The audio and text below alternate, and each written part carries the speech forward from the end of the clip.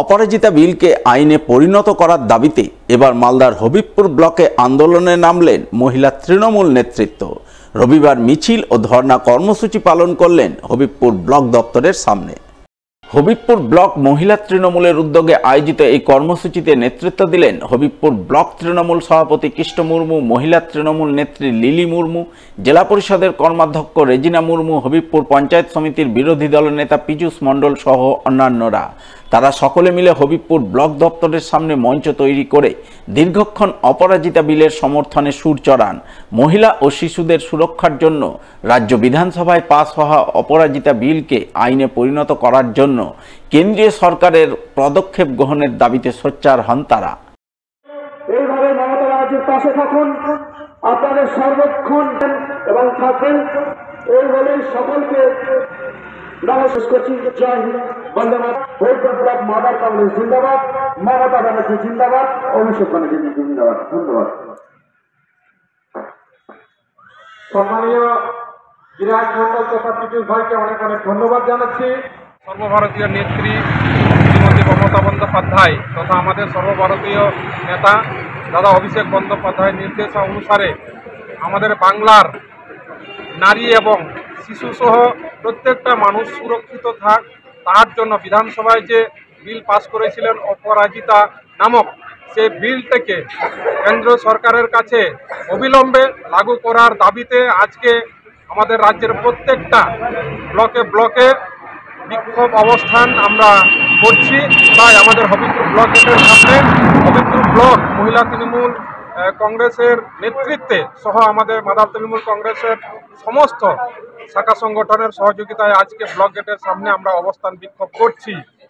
এই বিলটি যাতে অবিলম্বে কেন্দ্র সরকার লাগু করে, তাহলে আমাদের বাংলা তথা ভারতবর্ষের নারী এবং শিশু সুরক্ষা ভাবে থাকতে পারবে। অবাক কাণ্ড, সরকারি আবাস যোজনার সার্ভেতে নাম বাদ গেল হতদরিদ্র পরিযায়ী শ্রমিকের, অথচ সার্ভের পর নাম থেকে গেল পাকা দোতলা বাড়ির মালিক, রেশন ডিলার সহ পঞ্চায়েত সদস্যের আত্মীয়দের। আবাস যোজনার নতুন তালিকার এমনই গরমিল নিয়ে দুর্নীতির অভিযোগ উঠল মালদার হরিশ্চন্দ্রপুর ২ নম্বর ব্লকে। জানা গেছে, সম্প্রতি মালদা জেলার বিভিন্ন ব্লকে প্রকাশিত হয়েছে আবাস যোজনার সার্ভের খসড়া তালিকা। আর এই তালিকা নিয়েই দিকে দিকে উঠে আসছে নানান ক্ষোভ বিক্ষোভ, অভিযোগের কথা। এমনই ঘটনা ঘটেছে মালদার হরিশ্চন্দ্রপুর ২ নম্বর ব্লকের মালিয়র ২ নম্বর গ্রাম পঞ্চায়েতের সোনাকুল গ্রামে।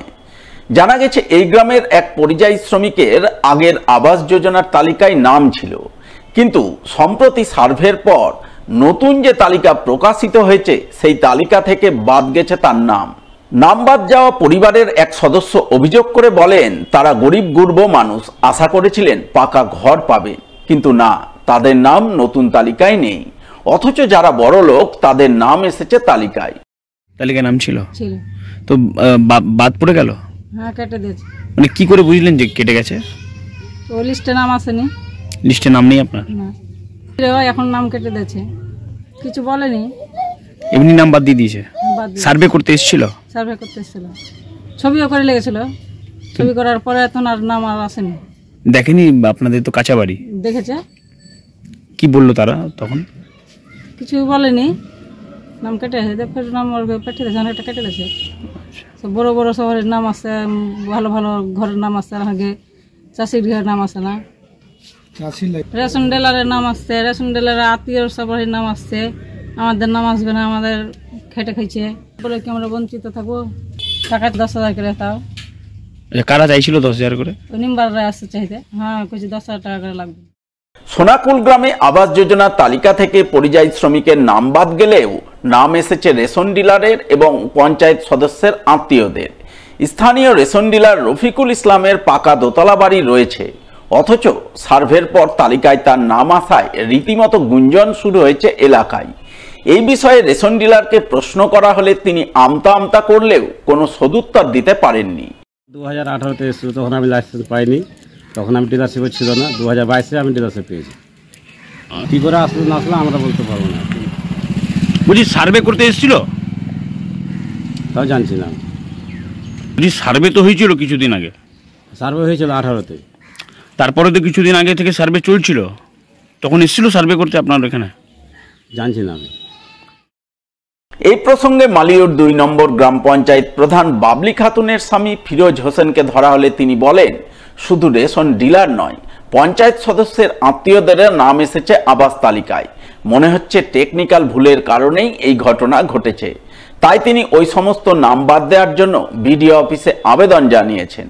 এটা হতেই পারে, টেকনিক্যাল কিছু ফল্টও হতে পারে, এটা বলবো না। শুধু ওনার নয়, কিছু কিছু মেম্বারদের পরিবারেরও নাম ছিল, সেগুলোকেও কাটার জন্য আমি তালিকা দিয়ে দিয়েছি আলাদাভাবে, সেগুলো যেন না থাকে। এই বিষয়ে হরিশ্চন্দ্রপুর 2 নম্বর ব্লকের বিডিও তাপস কুমার পাল জানিয়েছেন, আবাস যোজনার সার্ভের পর খসড়া তালিকা প্রকাশ করা হয়েছে। এই তালিকা নিয়ে কারো কোনো অভিযোগ থাকলে আগামী 3 তারিখ পর্যন্ত অভিযোগ জানাতে পারবেন। সেই অভিযোগ খতিয়ে দেখে ভুলভ্রান্তি সংশোধন করা হবে এবং তারপরে আবাস যোজনার চূড়ান্ত তালিকা তৈরি করবেন। বলছি স্যার, রেশন ডিলার থেকে শুরু করে যাদের পাকা বাড়ি আছে তাদের তালিকায় নাম দেখা যাচ্ছে আবাসের তালিকায়, এটা নিয়ে স্যার কি বলবেন?